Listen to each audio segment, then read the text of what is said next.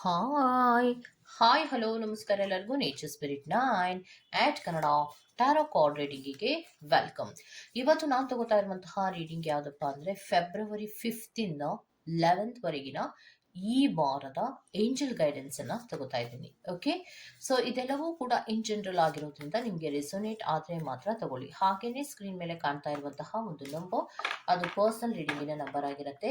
ಯಾರಿಗೆಲ್ಲ ಪರ್ಸನಲ್ ರೀಡಿಂಗಿನ ಅವಶ್ಯಕತೆ ಇದೆಯೋ ಅವರೆಲ್ಲರೂ ಕೂಡ ವಾಟ್ಸಪ್ ಮೆಸೇಜ್ ಅನ್ನ ಮಾಡೋದ್ರ ಮೂಲಕ ಪೇ ಮಾಡಿ ನಿಮ್ಮ ರೀಡಿಂಗ್ಸ್ಗಳನ್ನ ನೀವು ತಗೋಬಹುದು. ಓಕೆ, ಸೊ ರೀಡಿಂಗ್ಗಳನ್ನ ತಗೊಳ್ಳೋದಕ್ಕೆ ಮುಂಚಿತವಾಗಿ ಪ್ಲೀಸ್ ಸೆಲೆಕ್ಟ್ ಯುವರ್ ಆಪ್ಷನ್. ಥಂಬ್ನೈಲಲ್ಲೇ ನಿಮಗೆ ಆಪ್ಷನ್ಸ್ ಅನ್ನ ಕೊಟ್ಟಿದ್ದೇನೆ. ಸೊ 2 ಆಪ್ಷನ್ಸ್ ಅನ್ನ ಕೊಟ್ಟಿದ್ದೇನೆ. ಓಂಕಾರ ಇರುವಂತಹ ಅಥವಾ ಓಂ ಅನ್ನುವಂತಹ ಸಿಂಬಲ್ ಅನ್ನ ಆಯ್ಕೆ ಮಾಡ್ಕೊಂಡ್ರೆ ಅದು ಫೈಲ್ ನಂಬರ್ 1 ಆಗಿರುತ್ತೆ. ತ್ರಿಶೂಲವನ್ನ ಆಯ್ಕೆ ಮಾಡ್ಕೊಂಡ್ರೆ ಅದು ಫೈಲ್ ನಂಬರ್ 2 ಆಗಿರುತ್ತೆ. ಆಯ್ಕೆಯನ್ನ ಮಾಡ್ಕೊಳ್ಳುವಾಗ ಬಹಳ ಕಾನ್ಸಂಟ್ರೇಷನ್ ಇಂದ ಆಯ್ಕೆಯನ್ನ ಮಾಡ್ಕೊಳ್ಳಿ. ನೀವು ಯಾವುದೇ ಸಿಚುಯೇಷನ್ ಅಥವಾ ಸಂದರ್ಭಗಳಲ್ಲಿ ಇದ್ರೂ ಕೂಡ ಈ ಏಂಜಲ್ ಗೈಡೆನ್ಸ್ ನಿಮಗೆ ಅನ್ವಯ ಆಗತ್ತೆ. ಸ್ವಲ್ಪ ಕಾನ್ಸಂಟ್ರೇಷನ್ ಇಂದ ಆಯ್ಕೆಯನ್ನ ಮಾಡ್ಕೊಳ್ಳುವಾಗ ತುಂಬಾ ಕಾನ್ಸಂಟ್ರೇಷನ್ಸ್ ಅನ್ನ ಮಾಡೋದ್ರ ಮೂಲಕ ಆಯ್ಕೆ ಮಾಡ್ಕೊಳ್ಳಿ. ಹಾಗೇನೆ ಡಿಸ್ಕ್ರಿಪ್ಷನ್ ಬಾಕ್ಸ್ ನಲ್ಲಿ ಪ್ರತಿ ಫೈಲ್ನ ಟೈಮಿಂಗ್ಸ್ ಅನ್ನ ಕ್ಲಿಯರ್ ಆಗಿಯೇ ಮೆನ್ಷನ್ ಮಾಡಿರ್ತೀನಿ. ನೀವು ಯಾವ ಫೈಲ್ ಅನ್ನ ಸೆಲೆಕ್ಟ್ ಮಾಡ್ಕೊಂಡಿರ್ತೀರೋ ಆ ಫೈಲ್ನ ಟೈಮಿಂಗ್ಸ್ ಅನ್ನ ನೋಡಿ ಸ್ಕಿಪ್ ಆಗಿ ನಿಮ್ಮ ರೀಡಿಂಗ್ಸ್ ಗಳನ್ನ ನೀವು ತಗೋಬಹುದು. ಓಕೆ, ಸೊ ರೀಡಿಂಗ್ ಅನ್ನ ಇವತ್ತು ಸೋಮವಾರ ಆಗಿರೋದ್ರಿಂದ ಮಹಾದೇವ ಕಾರ್ಡಿನ ಮೂಲಕವೇ ನಿಮ್ಗೆ ರೀಡಿಂಗ್ ಅನ್ನ ತಗೋತಾ ಇದ್ದೀನಿ. Okay, so spirits file number 1 ಯಾರೆಲ್ಲ ಆಯ್ಕೆಯನ್ನ ಮಾಡ್ಕೊಂಡಿದ್ದಾರೆ ಅದು ಓಂ ಇರುವಂತಹ ಸಿಂಬಲ್ ಅನ್ನ ಆಯ್ಕೆ ಮಾಡ್ಕೊಂಡಿರ್ತೀರಾ. ಸೊ ಅದಕ್ಕೆ ರೀಡಿಂಗ್ ಏನ್ ಕೊಡ್ತಾರೆ ಅನ್ನೋದನ್ನ ನೋಡೋಣ.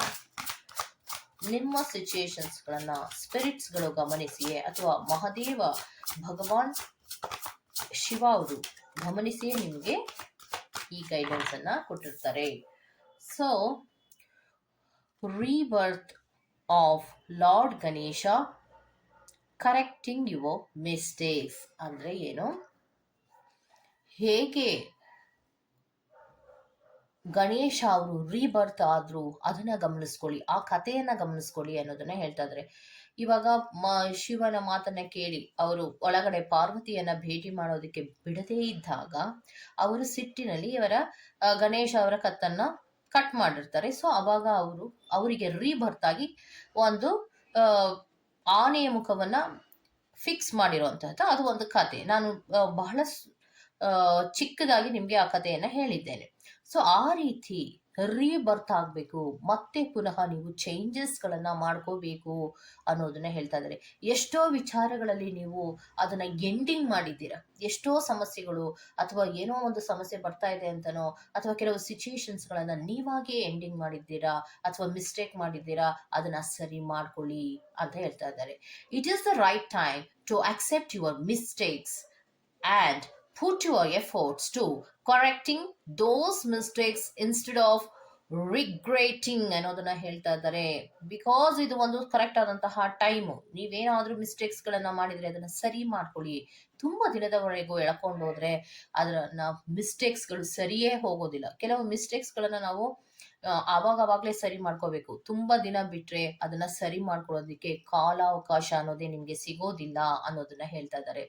ಸ್ವಲ್ಪ ನೀವು ಕರೆಕ್ಟ್ ಮಾಡ್ಕೊಳ್ಳುವಂತಹ ಪ್ರಯತ್ನಗಳನ್ನ ಇವಾಗ ನೀವು ಮಾಡಿದ್ರೆ ನೀವು ರಿಗ್ರೆಟ್ ಆಗೋದು ತಪ್ಪುತ್ತೆ.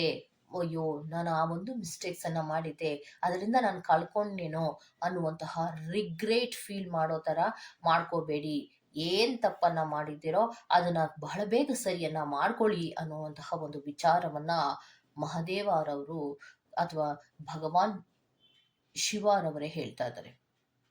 ಓಕೆ, ಸೊ ಮಾಡಿದಂತಹ ಮಿಸ್ಟೇಕ್ಸ್ ಗಳನ್ನ ಆಗಾಗ್ಲೇ ಸರಿ ಮಾಡ್ಕೊಳ್ಳೋ ಪ್ರಯತ್ನವನ್ನ ಮಾಡಿ. ಈಗ ಆಲ್ರೆಡಿ ನೀವು ಒಂದು ಮಿಸ್ಟೇಕ್ಸ್ ಅನ್ನ ಮಾಡಿದ್ದೀರಾ, ಸರಿ ಮಾಡ್ಕೊಳ್ಳಿ. ಸರಿ ಮಾಡ್ಕೊಳ್ಳಿಲ್ಲ ಅಂದ್ರೆ ತುಂಬಾ ಟೈಮ್ ವರೆಗೂ ನೀವು ತಗೊಂಡು ಹೋದ್ರೆ ಅದನ್ನ ಆ ಮಿಸ್ಟೇಕ್ಸ್ ಅನ್ನ ಸರಿ ಮಾಡ್ಕೊಳಕ್ ಆಗೋದೇ ಇಲ್ಲ.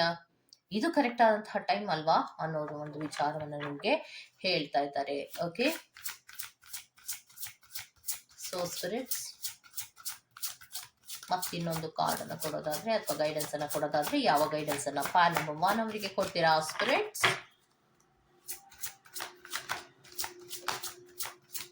Very good. ಇನ್ನೊಂದು ಫ್ಲಿಪಿಂಗ್ ಕಾರ್ಡ್ ಬಂದಿದೆ. ಏನದು ಅಂದ್ರೆ ಭೈರವ್ ಅನ್ನುವಂತಹ ಕಾರ್ಡು ಬಂದಿದೆ. ಡಿಸಿಪ್ಲಿನಿಂಗ್ ಆಗಿ ಇರ್ಬೇಕು.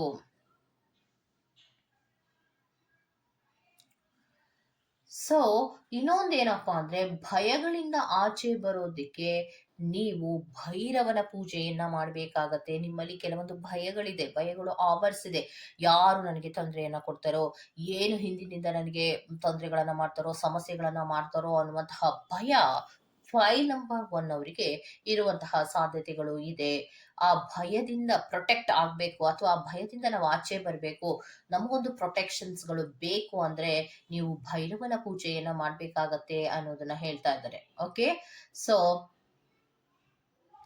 ಯಾವುದೇ ಭಯಗಳಿಂದ, ಯಾವುದೇ ಅಡೆತಡೆಗಳಿಂದ ನೀವು ಆಚೆ ಬರ್ಬೇಕಂದ್ರೆ ಭೈರವನ ಪೂಜೆಯನ್ನ ಮಾಡ್ಬೇಕಾಗತ್ತೆ. ಆ ರೂಪದಲ್ಲಿರುವಂತಹ ಈಶ್ವರನವರನ್ನ ಪೂಜೆಯನ್ನ ಮಾಡಿ ಅನ್ನೋದನ್ನ ಹೇಳ್ತಾ ಇದ್ದಾರೆ. ಬಿಕಾಸ್ ಭೈರವ ಅಂದ್ರೇನೆ ಈಶ್ವರನ ಮತ್ತೊಂದು ಅವತಾರ ಅಥವಾ ಮತ್ತೊಂದು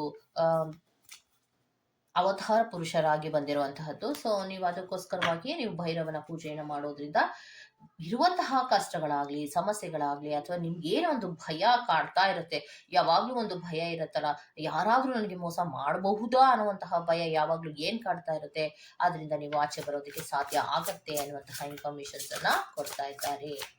ಗೋ ಟು ದ ನೆಕ್ಸ್ಟ್. ಇನ್ನೊಂದು ಕಾರ್ಡ್ ಅನ್ನ ಕೊಡೋದಾದ್ರೆ ಯಾವ ಕಾರ್ಡ್ ಅನ್ನ ಕೊಡೋದಕ್ಕೆ ಇಷ್ಟಪಡ್ತೀರಾ ಸ್ಪಿರಿಟ್ಸ್? ಇನ್ನೊಂದು ಶಫ್ಲಿಂಗ್ ಕಾರ್ಡ್ ಅನ್ನ ತಗೊಂಡ್ಬರೋಣ. Okay, very good. Over burn ಆಗ್ತಾ ಇದೆಯಾ ಅಂದ್ರೆ ನಿಮ್ಗೆ ತುಂಬಾ ಕಷ್ಟ ಆಗ್ತಿದ್ಯಾ? Say no and release burden. ಯಾರಿಂದನಾದ್ರೂ ನಿಮ್ಗೆ ತುಂಬಾ ಕಷ್ಟ ಆಗ್ತಾ ಇದ್ರೆ, ಬರ್ಡನ್ ಅಂತ ಅನ್ನಿಸ್ತಾ ಇದ್ರೆ, ಸೇ ನೋ, ನನ್ಗೆ ಆಗೋದಿಲ್ಲ ಅಂತ ಹೇಳಿ ರಿಲೀಸ್ ಮಾಡಿ, ಅವ್ರನ್ನ ಬಿಟ್ಬಿಡೋ ಪ್ರಯತ್ನವನ್ನ ಮಾಡಿ ಅನ್ನೋದನ್ನ ಹೇಳ್ತಾ ಇದ್ದಾರೆ. ಓಕೆ. ಸೊ ಯಾರು ಏನ್ ಹೇಳ್ತಾರೋ, ಯಾರು ಏನ್ ಅನ್ಕೋತಾರೋ, ಅವರಿಂದ ನನಗೆ ಕಷ್ಟ ಆಗ್ತಾ ಇದೆ ಆದ್ರೂ ನಾನು ಸುಮ್ಮನೆ ಇರ್ಬೇಕಲ್ಲ ಅನ್ನುವಂತಹ ಆಲೋಚನೆಗಳನ್ನೇನು ಮಾಡೋದಕ್ಕೆ ಹೋಗ್ಬೇಡಿ. ಯಾರಿಂದನಾದ್ರೂ ನಿಮ್ಗೆ ಕಷ್ಟಗಳೇನಾದ್ರೂ ಆಗ್ತಾ ಇದ್ರೆ ನೀವು ಆ ಕಷ್ಟಗಳಿಂದ ಯಾವುದೇ ಆಲೋಚನೆಗಳನ್ನ ಮಾಡದ ಹಾಗೆ ನನ್ನಿಂದ ಆಗೋದಿಲ್ಲ ಅನ್ನುವಂತಹ ಉತ್ತರವನ್ನ ಕೊಟ್ಟು ನೀವು ಆಚೆ ಬರ್ಬೋದು ಆ ಬರ್ಡನ್ಗಳಿಂದ ಅನ್ನೋದನ್ನ ಹೇಳ್ತಾ ಇದ್ದಾರೆ. ಸೊ ನಿಮ್ಗೆ ಬಹಳಷ್ಟು ಕ್ಲಿಯರ್ ಆಗಿ ಹೇಳ್ತಾ ಇದ್ದಾರೆ, ಮಾಡಿದಂತಹ ತಪ್ಪನ್ನ ಸರಿ ಮಾಡ್ಕೋಬೇಕು. ಏನು ನಿಮಗೆ ಭಯ ಇದೆಯೋ ನಿಮ್ಮ ಸಿಚುಯೇಷನ್ಸ್ಗಳಲ್ಲಿ, ಅದಕ್ಕೆ ಭೈರವನ ಪೂಜೆಯನ್ನ ಮಾಡಬೇಕು. ಇನ್ನೊಂದೇನಪ್ಪಾ ಅಂದ್ರೆ ಯಾರಿಂದ ನಿಮ್ಗೆ ಕಷ್ಟಗಳಾಗ್ತಾ ಇದೆಯೋ, ತೊಂದರೆಗಳಾಗ್ತಾ ಇದೆಯೋ, ಅಥವಾ ಹಿಂಸೆ ಅಂತ ಅನಿಸ್ತಾ ಇದೆಯೋ ಅವರನ್ನ ಬಿಟ್ಟು ಹೊರಗಡೆ ಬರುವಂತಹ ಪ್ರಯತ್ನವನ್ನ ಮಾಡಬೇಕು ಅನ್ನುವಂತಹದ್ದು ಈ ವಾರದ ಏಂಜಲ್ ಗೈಡೆನ್ಸ್ ಆಗಿರುತ್ತೆ. ಈ ತರಹದ ಗೈಡೆನ್ಸ್ ನಿಮ್ಗೆ ಇಷ್ಟ ಆಗಿದ್ರೆ ದಯವಿಟ್ಟು ಸಬ್ಸ್ಕ್ರೈಬ್ ಮಾಡಿ, ಪಕ್ಕದಲ್ಲೇ ಇರುವಂತಹ ಬೆಲ್ ಐಕಾನ್ ಅನ್ನ ಪ್ರೆಸ್ ಮಾಡಿ. ನಾನು ನಿಮ್ಮನ್ನ ಮತ್ತೊಂದು ರೀಡಿಂಗ್ ಗಳಲ್ಲಿ ಸಿಗ್ತೀನಿ ಅಂತ ಹೇಳ್ತಾ ಅಲ್ಲಿವರೆಗೂ take care, bye bye. Go to the next fan number 2. ಯಾರೆಲ್ಲ ತ್ರಿಶೂಲವನ್ನ ಆಯ್ಕೆಯನ್ನ ಮಾಡ್ಕೊಂಡಿದ್ದೀರೋ ಅವರಿಗೆ ಈ ರೀಡಿಂಗ್ ಅನ್ವಯ ಆಗತ್ತೆ. Okay. So spirits, fan number 2 ಅವರ ಡೀಟೇಲ್ಸ್ ಅನ್ನ ಕೊಡಿ ಸ್ಪಿರಿಟ್ಸ್. ನಿಮ್ಮ ಸಿಚುಯೇಷನ್ಸ್ಗಳು ಅಥವಾ ಸಂದರ್ಭಗಳು ವೆರಿ ಗುಡ್ ಯಾವುದೇ ಇದ್ರೂ ಕೂಡ ಕರೆಕ್ಟ್ ಆಗಿ ನೀವು ಅಬ್ಸರ್ವ್ ಮಾಡಿದ್ರೆ ನಿಮ್ಗೆ ಇದು ಅನ್ವಯ ಆಗತ್ತೆ. ಓಕೆ, 2 ಕಾರ್ಡ್ ಬಂದಿದೆ. ಇನ್ನೊಂದು ಕಾರ್ಡ್ ಅನ್ನ ತಗೊಳ್ಳೋದ್ರ ಮೂಲಕ ಎಕ್ಸ್ಪ್ಲನೇಷನ್ಸ್ ಅನ್ನ ಕೊಡ್ತೇನೆ. Okay, very good. 3 ಕಾರ್ಡು ಬಂದಿದೆ. ಸೊ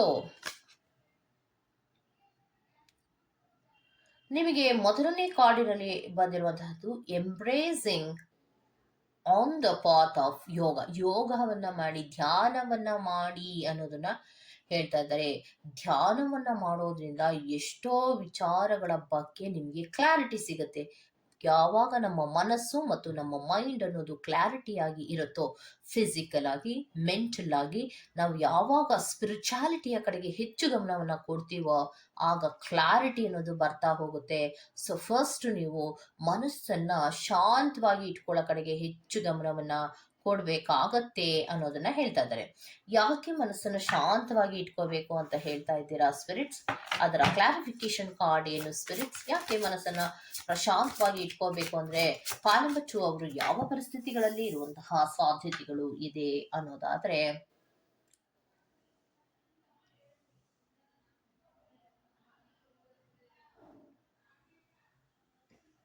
ಯಾವುದೋ ಒಂದು ಡಿಸೈರ್ಸ್ ಫುಲ್ಫಿಲ್ಮೆಂಟ್ಗಳ ಬಗ್ಗೆ ಆಲೋಚನೆಯನ್ನ ಮಾಡ್ತಿರ್ತೀರಾ.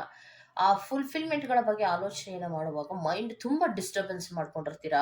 ಆ ಡಿಸ್ಟರ್ಬೆನ್ಸ್ ಅನ್ನ ಮಾಡ್ಕೊಂಡಾಗ ಫಿಸಿಕಲ್ ಆಗೂ ನಿಮ್ಗೆ ಅದು ಎಫೆಕ್ಟ್ ಆಗ್ತಾ ಇರುತ್ತೆ. ಸೊ ಅದರ ಬದಲು ಯಾವುದೇ ಫುಲ್ಫಿಲ್ಮೆಂಟ್ಗಳು ಆಗ್ಬೇಕಂದ್ರೂ ಕೂಡ ಅದು ದೇವರಿಂದನೇ ಆಗುವಂತಹದ್ದು. ಅದನ್ನ ನಮ್ಮ ಪ್ರಯತ್ನ ಇರಬೇಕು. ಕೊಡೋದೆಲ್ಲವೂ, ಕೊಡದೆ ಇರೋದು ಎಲ್ಲವೂ ಕೂಡ ಈಶ್ವರನಿಗೆ ಸಂಬಂಧಪಟ್ಟಿರುವಂತಹದ್ದಾಗಿರತ್ತೆ. ಭಗವಾನ್ ಶ್ರೀ ಶಿವನಿಗೆ ಸಂಬಂಧಪಟ್ಟ ಇರುವಂತಹದ್ದಾಗಿರೋದ್ರಿಂದ ನೀವು ಓಂಕಾರವನ್ನ ಜಪವನ್ನ ಮಾಡ್ಕೊಳ್ಳಿ, ರುದ್ರಮಂತ್ರವನ್ನ ಹೇಳ್ಕೊಳ್ಳಿ. ಅದರಿಂದ ನಿಮ್ಗೆ ಎಷ್ಟೋ ಮನಸ್ಸು ಪ್ರಶಾಂತ ಆಗತ್ತೆ. ಮೆಡಿಟೇಷನ್ಸ್ ಅನ್ನ ಹೆಚ್ಚು ಮಾಡೋ ಪ್ರಯತ್ನವನ್ನ ಮಾಡಿ.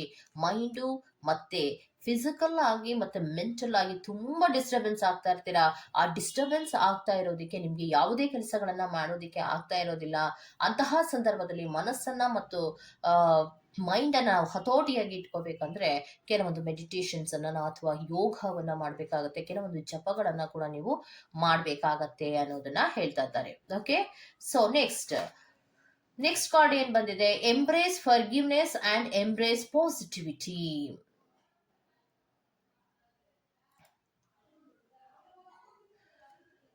ಫರ್ಗಿವ್ನೆಸ್ ಅನ್ನೋದು ಸಿಗಬೇಕು ಅನ್ನುವಂತಹ ಆಲೋಚನೆಗಳನ್ನ ಕೆಲವೊಬ್ರು ಮಾಡ್ತಾ ಇರ್ತೀರಾ. ಮಾಡಿದಂತಹ ತಪ್ಪಿಗೆ ನನಗೆ ಫರ್ಗಿವ್ನೆಸ್ ಅನ್ನೋದು ಆಗ್ಬೇಕಪ್ಪ, ನನಗೆ ಫರ್ಗಿವ್ ಮಾಡಬೇಕು, ಕ್ಷಮೆ ಬೇಕು ನನಗೆ ಅನ್ನುವಂತಹ ಆಲೋಚನೆಗಳಲ್ಲಿಯೂ ಕೆಲವೊಬ್ರು ಇರ್ತೀರಾ. ಮತ್ತೆ ನಿಮ್ಗೆ ಫರ್ಗಿವ್ ಸಿಕ್ತಾಗ ನನಗೆ ಸಮಾಧಾನ ಅನ್ನೋದು ಬರುತ್ತೆ ಅಂತ ತುಂಬಾ ಅಳ್ತಾ ಇರುವಂತಹ ಸಾಧ್ಯತೆಗಳು ಕೂಡ ಇದೆ. ನೋಡಿ, ಕಾರ್ಡ್ ನೋಡಿದ್ದೀರಾ, ದಿಸ್ ಒನ್. ದೇವರಿಂದ ಕ್ಷಮೆಯನ್ನ ಕೇಳ್ತಾ ಇದ್ದೀರೋ ಅಥವಾ ಯಾರೋ ವ್ಯಕ್ತಿಯಿಂದ ಕ್ಷಮೆಯನ್ನ ಕೇಳ್ತಾ ಇರುವಂತಹ ಸಾಧ್ಯತೆಗಳಿದೆ. ಫರ್ಗಿವ್ ಬೇಕು, ಒಟ್ಟಿನಲ್ಲಿ ನನಗೆ ಕ್ಷಮೆ ಬೇಕು, ಆಗ್ಲೇ ನನಗೆ ನೆಮ್ಮದಿಯಾಗಿರಕ್ ಸಾಧ್ಯ ಅನ್ನುವಂತಹ ಆಲೋಚನೆಗಳನ್ನ ಕೆಲವೊಬ್ರು ಮಾಡ್ತಾ ಇದ್ದೀರಾ. ಸೊ ಅದರ ಕಡೆಗೆ ಗಮನವನ್ನ ಕೊಟ್ಕೊಳ್ಳಿ. ನೆಕ್ಸ್ಟ್ ಅಂದ್ರೆ ಫರ್ಗಿವ್ ಅನ್ನ ಕೇಳೋದ್ರ ಮೂಲಕ ಅಥವಾ ಕ್ಷಮೆಯನ್ನ ಕೇಳೋದ್ರ ಮೂಲಕ ನೀವು ಕೆಲವೊಂದು ರೀತಿಯ ಸಮಸ್ಯೆಗಳಿಂದ ಆಚೆ ಬರೋದಕ್ಕೆ ಸಾಧ್ಯ ಆಗತ್ತೆ. ಮತ್ತೆ ಸ್ಟಿಲ್ನೆಸ್ ಆಗಿ ಇರಬೇಕು. ಯಾವಾಗ್ಲೂ ಕೂಡ ನಾವು ಚಂಚಲ ಮನಸ್ಥಿತಿಯವರಾಗಿರ್ಬಾರ್ದು. ಯಾವಾಗ ನಮ್ಮ ಮನಸ್ಸು ಚಂಚಲ ಆಗುತ್ತೋ ನಮಗೆ ಶಾಂತಿ ಅನ್ನೋದು ಸಿಗೋದಿಲ್ಲ ಅನ್ನೋದನ್ನ ಹೇಳ್ತಾ ಇದ್ದಾರೆ. ಒಂದು ಪ್ರಶಾಂತವಾದಂತಹ ನೀರಿರುವಂತಹ ಸ್ಥಳದಲ್ಲಿ ಹೋಗಿ ಒಂದು ಕಲ್ಲನ್ನ ಹಾಕಿ, ಆ ಪ್ರಶಾಂತತೆ ಹಾಗೆ ಇರುತ್ತಾ ಗಮನಿಸಿ ನೀವೇ. ಎಲ್ಲರಿಗೂ ಗೊತ್ತಿರುವಂತ ವಿಚಾರವೇ, ಏನು ಗೊತ್ತಿಲ್ಲದೆ ಇರೋದು ವಿಶೇಷವಾದಂತಹದ್ದೇನು ನಾನೇನು ಹೇಳ್ತಾ ಇಲ್ಲ.